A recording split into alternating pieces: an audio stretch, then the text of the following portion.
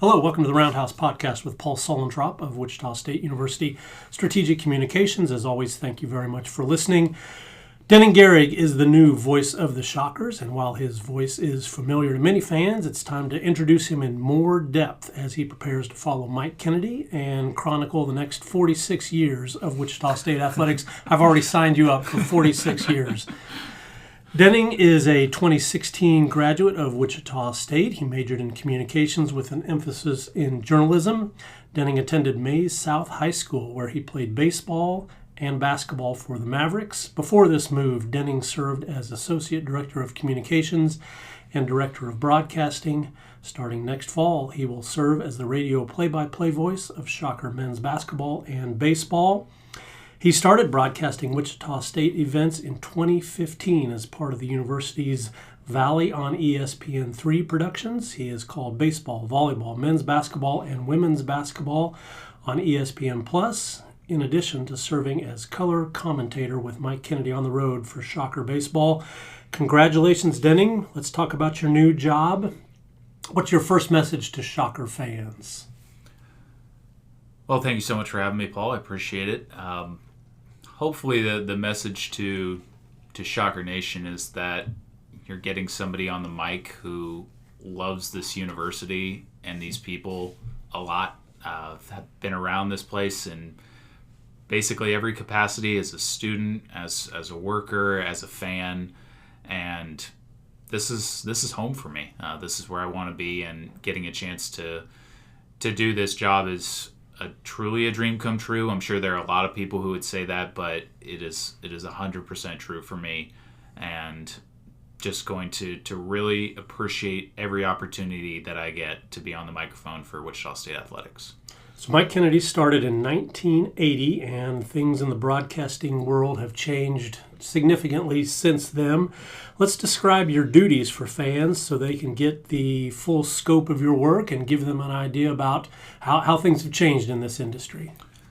Yeah, I guess I would say first and foremost, the way that it's changed is accessibility to the broadcast. I mean, when you think about when Mike would have started, if you wanted to follow Wichita State Athletics, you were either at the game or you were listening to Mike. And now there are so many different ways to follow a game. Obviously, you can watch it. Just about every single game now will be streamed in some form or fashion, most on ESPN+. You can listen to the game. You can follow along with live stats. There's usually somebody there live tweeting it. There's just so many different avenues that I think a modern broadcaster has to be engaging in ways that go beyond just turning on the headset and saying, here we go, we're going to broadcast this game. So I think this role will be more digital focused and showing people kind of the behind the scenes of Wichita State Athletics, or maybe just behind the scenes of a broadcast and the different avenues that go into that. But at the same time, when the horn sounds and when the game starts, it is very much still the nuts and bolts of broadcasting baseball or basketball, and that's really never going to change. So even in your 10 years of doing this professionally, things have changed a lot. How have you gone about adjusting, preparing for these kind of changes? I think it starts with social media and just not really being afraid of that. There's aspects of social media that I think we all enjoy, and there's some aspects that I'm sure we all don't enjoy. But when used in the right way, I think it can really be a connecting force. It's a great way to get in touch with people that maybe you wouldn't otherwise. It's a great way to get opinions. It's a great way to hear feedback. And it's a great way just to connect with people on kind of a deeper level. So I would say that has been probably the area where I've experienced the most growth. It started for me in minor league baseball. When I joined my first minor league team, I didn't really have a ton of social media experience, and they were like, well, you need to do this as part of your job. And when you're working in minor league baseball, you have to wear a bunch of different hats. You have to do a bunch of different things. And so I was kind of just forced into that, started to realize that it's something that I enjoy. I like the banter. I like kind of the wittiness of it. And it ended up being a really valuable skill set for me. Take us back to the start. When did you fall in love with the idea of broadcasting sports? I would have been a kid, but I couldn't tell you exactly what age. I just used to love being out in my yard, and I think like a lot of kids growing up, I would throw a tennis ball in the air and hit it with a bat and then just run after it and hit it again and keep doing that for like 2.5 hours. And while I was doing it, I had a baseball game on in the background. There were a lot of summer nights where that is how I would spend my time. And when you're a kid growing up, you're like, I want to be a baseball player. Like, obviously that sounds way cooler. But there was always just something in my mind that was thinking, if I can't throw 95, like if that doesn't work out, the broadcasting would be a really cool thing to do. And the more that I thought about it, the more that I realized, like, wow, you could get paid to watch baseball and just talk about it. I just thought, what a cool job. Like, what could possibly be better than that? And then I grow up and I get to be kind of around it and I get to see what it's really like, and not just being a broadcaster, but truly being like a voice for a team and connecting with a fan base. It was really special to kind of see that evolution beyond just, the baseball. And I think it really just stuck with me. Okay, you said something interesting that I always like to talk about with broadcasters, because I think those of us in the listening public, we always think, well, all they do is sit there and talk for 2 or 3 hours. But that's really difficult, and there's a difference between talking and doing a good broadcast. How did you learn the difference? How did you learn the techniques of being more than just a talker? I can remember... If there are any Royals fans out there listening to this one, they'll probably understand exactly what I'm talking about. There was a Royals broadcast in the late aughts, I would have said, when they were some really bad Royals teams, and they were playing like the Chicago White Sox or something, and they were losing by a lot. And Denny Matthews, their Hall of Fame broadcaster, was talking about there was a fly that had landed on his scorebook, and he just kept, while he was broadcasting the game, like he never missed a pitch, he never, completely ignored the baseball game, but he just kept circling back to like what this fly was doing over the course of 2.5 hours. And by the end, like, the Royals have lost this game 12-2, but you keep listening because it's like, well, I'm kind of invested in the fly at this point. I thought that was just a great illustration of being able to keep people engaged in non-traditional ways.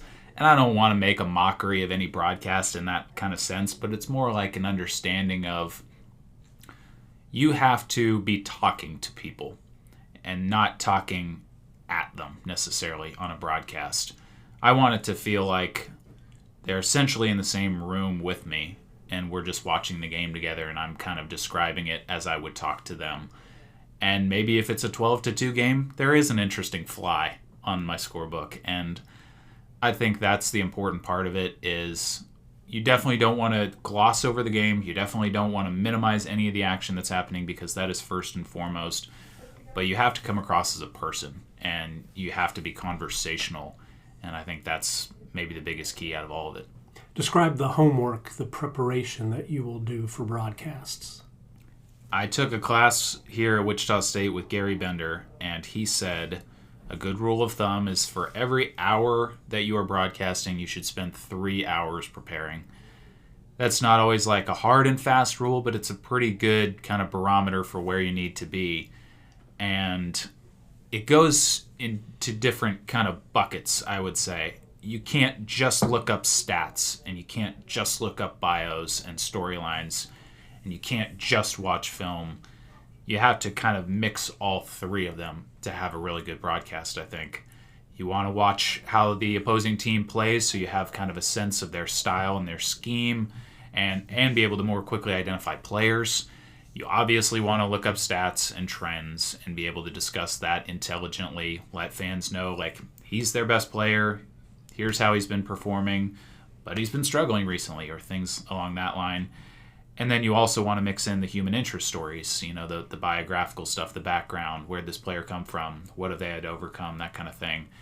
I feel like you need a mix of all that in your preparation, so you can't just spend 3 hours looking up how every hitter has done in the last 5 games or whatever. That's not going to make you a good broadcaster. You have to do a little bit of each, but you do have to really pour into it, and you have to love it too. I think part of it is I get really excited whenever I find something that I know is going to make for a good storyline during a broadcast. And if you're constantly excited about looking for that next thing, I think it's really going to come across. It sounds like that is where a journalism background is helpful. You have to have the ability to ask questions, curiosity. Mm-hmm. Yeah, and if you do get a chance to talk to opposing coaches as part of your prep, it's not always, but sometimes you do, you got to be able to ask good questions, because those coaches, you get 5-10 minutes with them at most, and you have to be able to get some good info on their team pretty quickly, and that means asking the right questions. You can't start an interview with a coach and being like, so tell me a little bit about your team. That's not going to get you very far. So yeah, you do have to have a little bit of that journalistic background, I think, to get where you're trying to go. So you grew up in Wichita. You would credit your father, Doug, with fostering your affection for Wichita State athletics. How do those roots in Wichita and following the Shockers throughout your life, how does that help you?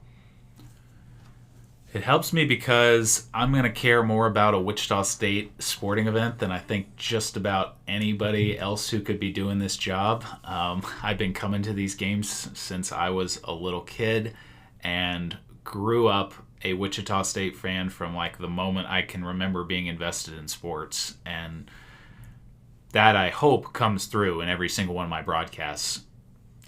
Everyone has different opinions on like how much homerism to mix into the call.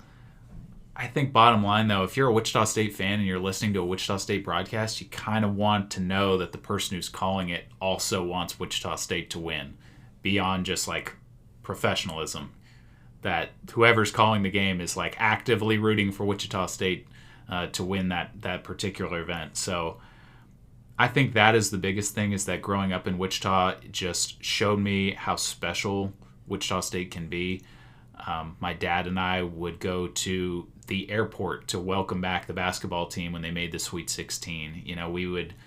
We would go to baseball games in early February when it was 28 degrees, and we would sit out there and watch the Shockers. And we would go to volleyball when they were on their undefeated run, and just, I feel like I've gotten to see this place at its absolute best, and when it is at its best, it's special. And I hope I get a chance to be a part of more of those memories. As a student at Wichita State, you worked as a manager for the baseball team for 3 years. What did you learn about the sport of baseball during that time?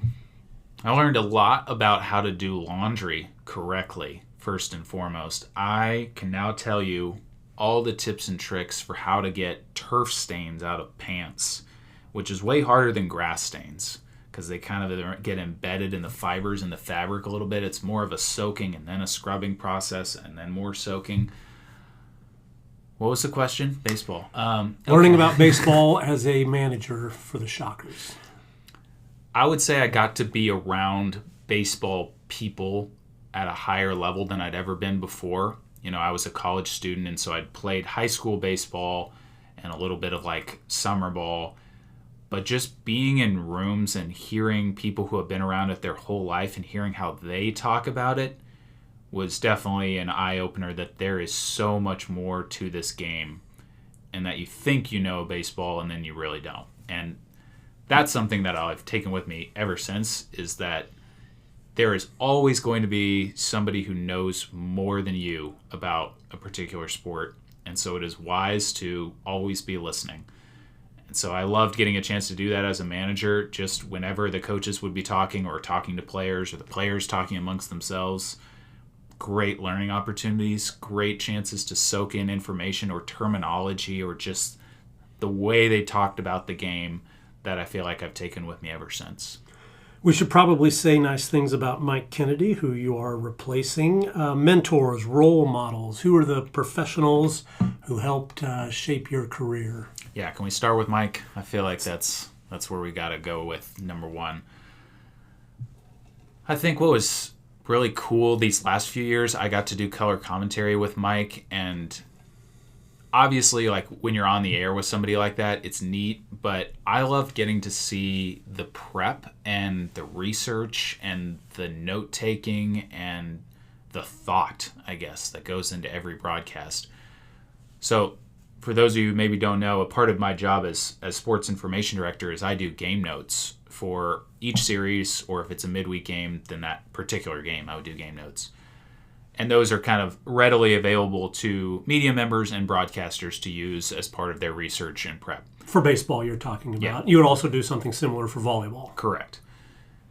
Mike would take those notes and then do his own separate set of notes for every single player on both Wichita State's roster and the opposing team roster, and would update them after every single game. And so he was coming into each broadcast as dialed in as you could possibly be, as well informed as you could possibly be. And so while, I get to talk with him on the air and get to call the games, and that's super fun, it was the behind the scenes of like the work that goes into being ready to call a good game that was really, really neat for me, because that is what I think really separates people. Is everyone can get up for a really big game.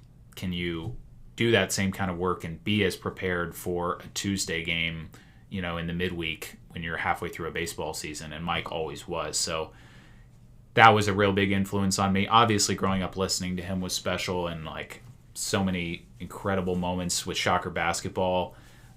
It felt like every important sporting moment of my life, he was kind of the soundtrack for, and that I'm sure I'm not the only person who feels that way here in Wichita. Denny Matthews, who I already talked about a little bit with the Royals, was another outstanding one. Ryan Lefebvre with the Royals as well. And then this one will be a little bit off the cuff, but I also grew up a Wichita Wingnuts fan, and when the Wingnuts were really good, they had a very talented broadcaster named Steve Schuster, who I enjoyed listening to quite a bit. And he is one of the best. He's since moved on to the Yankees organization. So I like to think that I took a little bit of something from each one of those guys, and it's helped me make me into the broadcaster I am today. Describe the influence of Eric Wilson, who is a faculty member here at Wichita State in the Elliott School of Communication, and he connected you with former broadcaster Gary Bender. You mentioned him earlier. How did that play into where you are? Well, it started with the fact that Eric is a big baseball nerd, and so right off the bat, we hit it off when I was an undergrad here at Wichita State, and so we would just have conversations about the Royals, generally complaining about the Royals, and he found out that I wanted to be a broadcaster, and so then he told me that he was going to be offering this class along with Gary for sports broadcasting. And he was like, obviously, you need to be in this. If this is something you really want to do, then this is a must for you.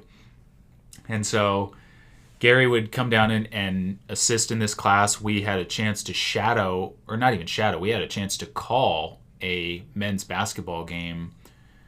I can't remember what year that was, maybe 2014.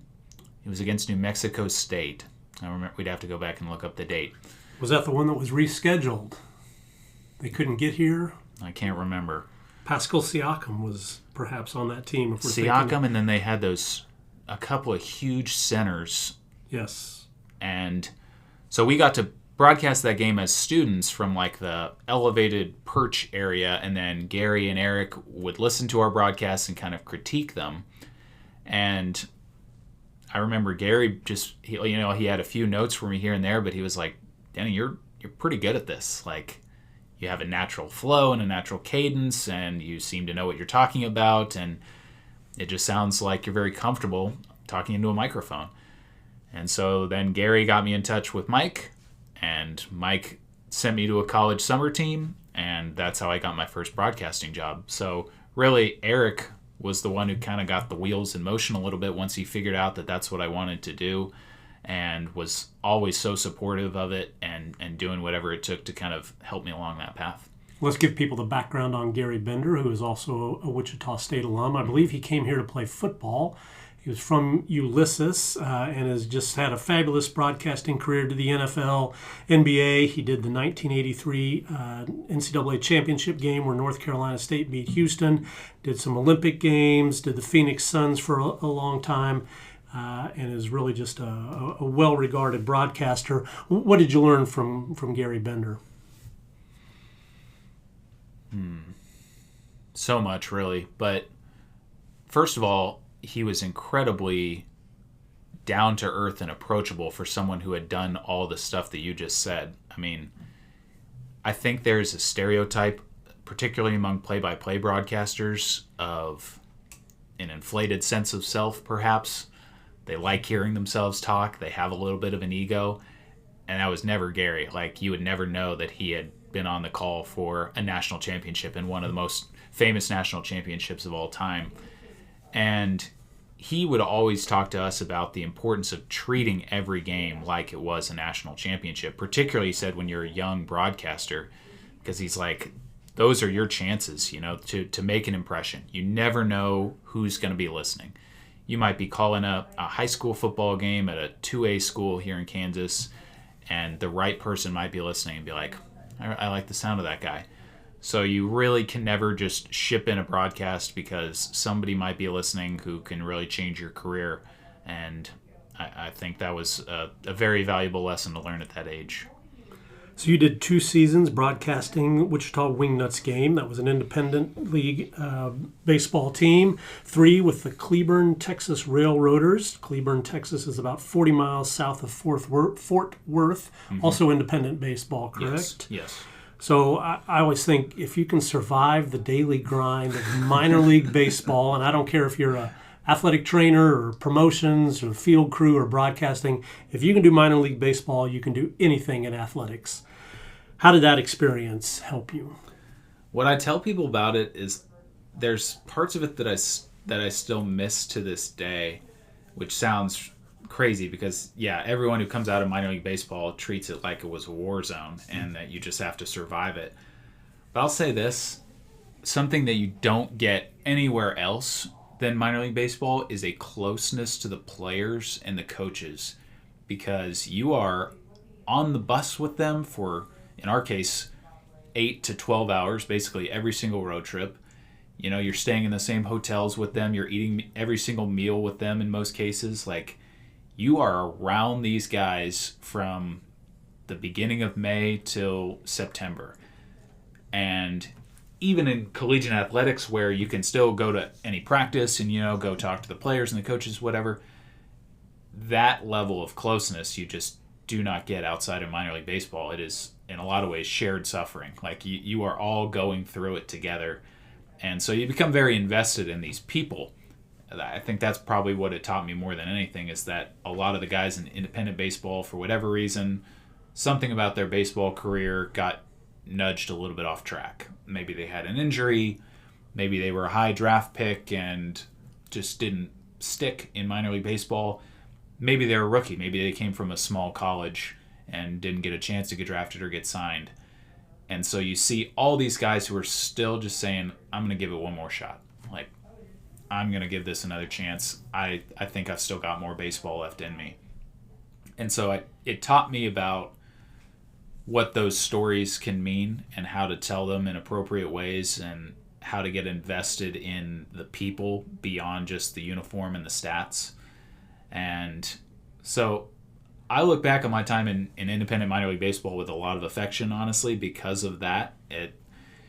And you learn to love baseball because, by gosh, you're showing up to the ballpark every single day calling a baseball game. And I think you have to learn to love the day in, day out part of it. Yeah, the repetitions just have to be the whole key to that job in minor league baseball. You don't get that in, you do football, you do 1 game a week. Yeah. Basketball, you may have 4 or 5 days off. Minor league baseball is every day. I would encourage anyone who wants to be a young broadcaster or is working their way up, if you have a chance to do minor league baseball, you should do it because you're just going to get better by just doing it. And when I started, I was an intern with the Wingnuts, so I only did the middle 3 innings. The number 1 broadcaster would do the first couple innings. I would do 4, 5, and 6, and then he would do 7, 8, and 9. And even then, over 100 games, that would still be 300 innings of baseball. You're going to get better. You're gonna hear your own mistakes. You're going to be like, oh, wow, I shouldn't do that next time. And it is just, like, really the only way to improve that quickly is by just doing it over and over again. And like you said, there's very few other sports where you get something like that. I guess maybe if you did like G League basketball or something, they're playing a lot of games and it'd be something close. But minor league baseball, if you want to improve, that is the avenue to do it. Favorite Shocker basketball player? We're going to go rapid fire here, Denning. Kyle Wilson. Tell me more. I feel like he was the stretch four before that was like a cool thing. You know what I mean? He was what, 6'8"? 6'8" forward, transferred from Illinois. He was on the 2006 Sweet 16 team. Yeah, very good player.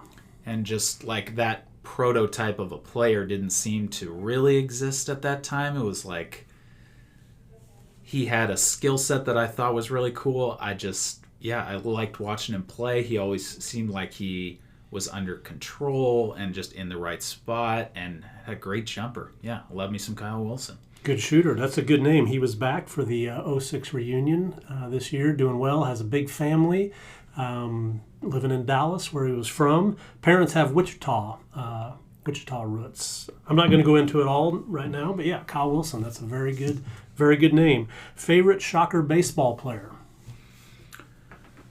Well, I wore 37 as a player because of Darren Dreifert, but he was always more like mythological to me because I didn't really get to see him play. He was before my time.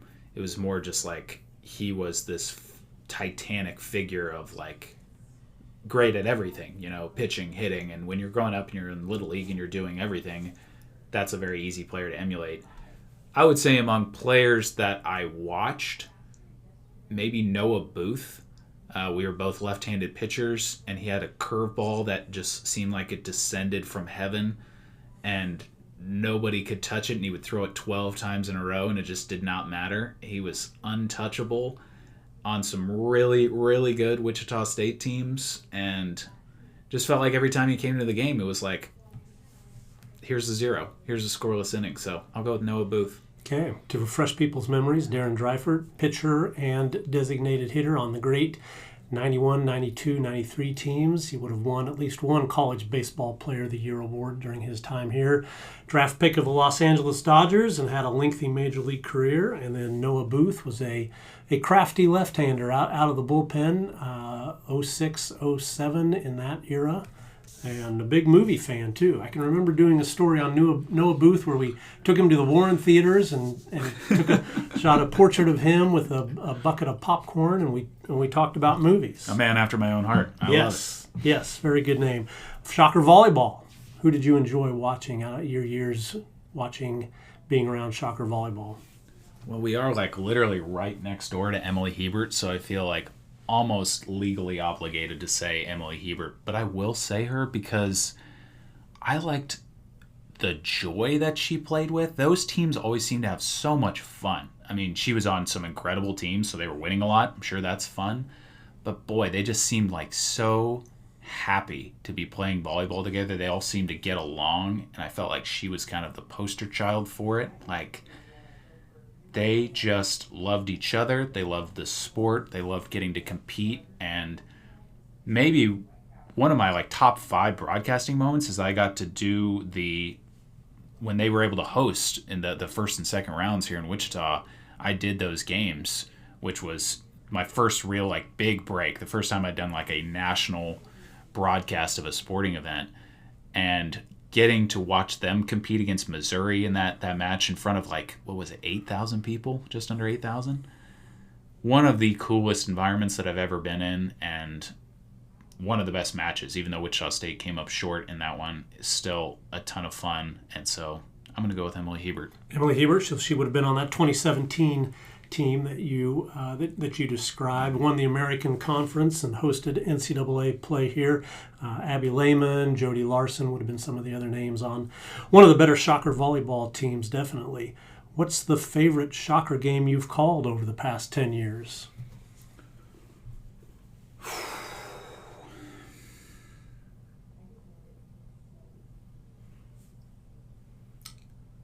All right, can I do a couple from each sport? You're the voice of the Shockers, Denning. There are no rules. You do whatever you want. All right. Baseball, I have two.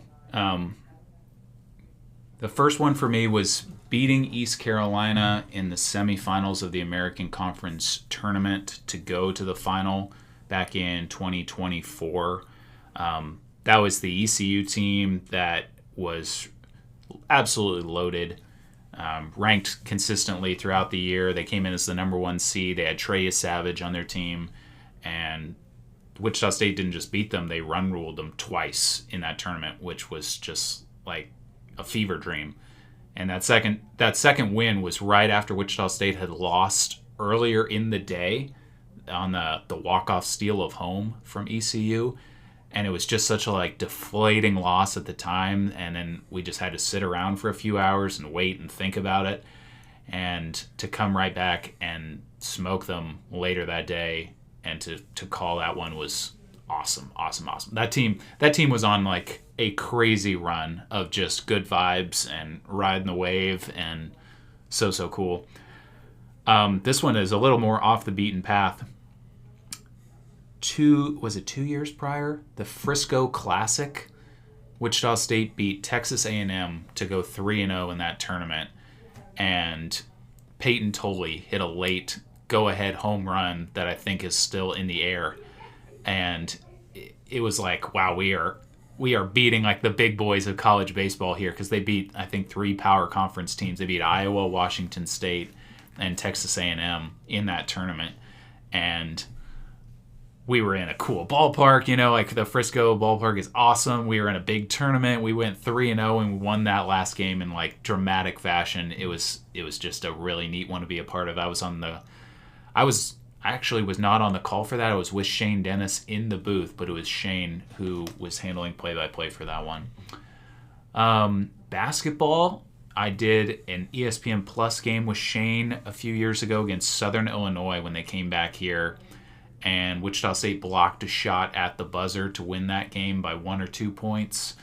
It just felt kind of like a throwback to, obviously the old rivalry that dates back to the Valley, Wichita State and Southern Illinois. It was a great crowd. It was like a whiteout or a blackout, I think, was the promotion that night, and everybody was just kind of into it. You can tell when a crowd is into it from the jump, and they really were for that game. And then volleyball, like I said, would probably have to be when they hosted, just getting a chance to see so many people experiencing volleyball and learning to love a sport that is really fun. So those have to be. I realize that wasn't just one answer, but that's what I'm going to go with. If you could build a time machine, what's the Shocker game that you didn't watch you wish you could go back and experience? I get to be there? Sure. Men's basketball going to Syracuse and winning. I just I think I watched here is the extent of my dad and I's Wichita State fanhood. We were following the game on the radio, and when it seemed like Wichita State was going to win the game, we drove to a sports bar called Victory Sports Bar and Grill. It's no longer around, on the west side of Wichita. And we just walked in the front entrance to try to crane our necks to get a look at a TV that might have this game on. And there were 50 other people in there doing the exact same thing. And so we watched them beat Syracuse the last 2 minutes of the game, craning our necks around all these bodies to see a TV that was 50 feet away. I just think that's one of the biggest arenas in the country, and so going on the road to win a game like that against a team like that, I would have loved to be there for that one. That was quite the night. To win in the Carrier Dome was certainly a special experience that I think a lot of people would remember. Have you workshopped a trademark phrase you're going to unveil in the basketball season? I think when Wichita State wins a game, I'd like to have something that's kind of distinctive, something that's kind of me.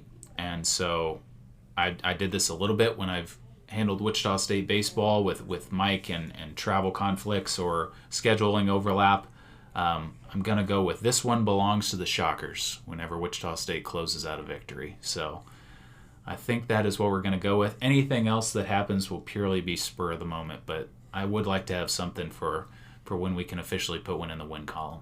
I've got some suggestions. Let's hear it. Throw up the flying W. The Shockers harvest another victory. I hate it. Okay.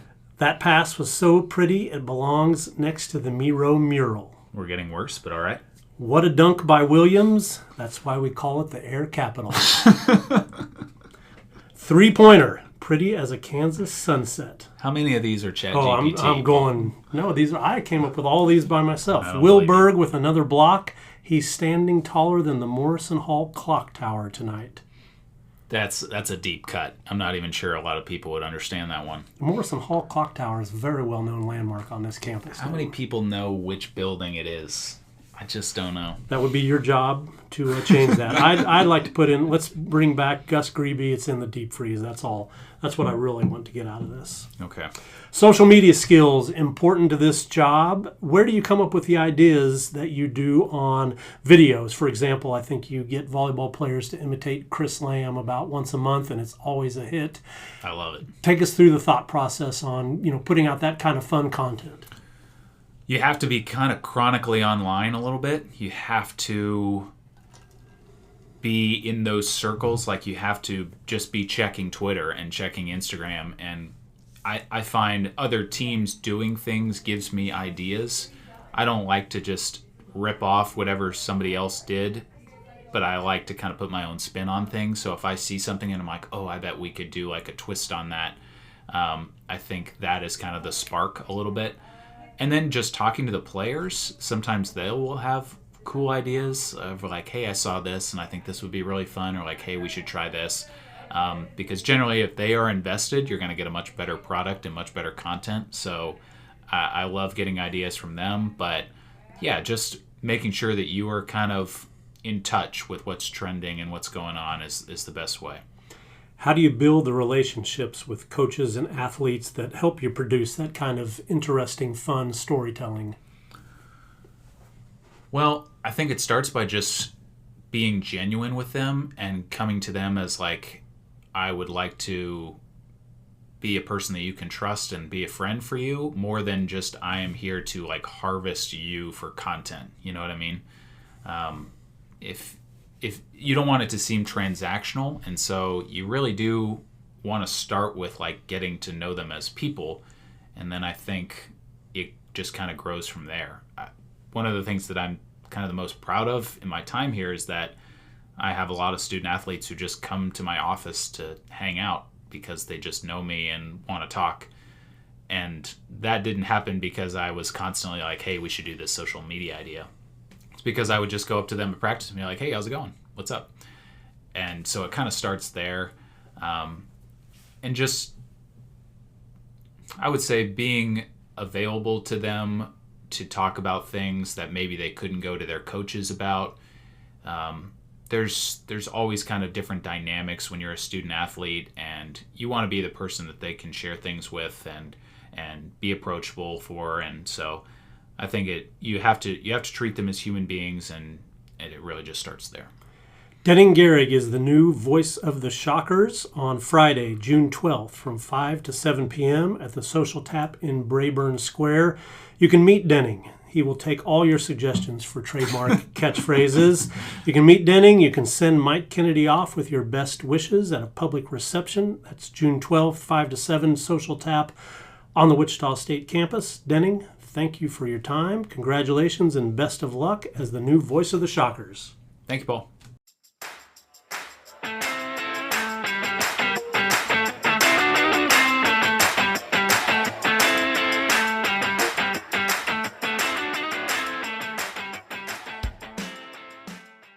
Thank you for listening to the Roundhouse Podcast, courtesy of Wichita State University Strategic Communications. We encourage you to rate, review, and subscribe wherever you get your podcasts. You can find more Roundhouse content at GoShockers.com. Cortez fires a three. We'll take a look at that in a second. I don't want to look at that one. I want to look at this one. Bijan Cortez, he gets the switch. He sees it. It doesn't.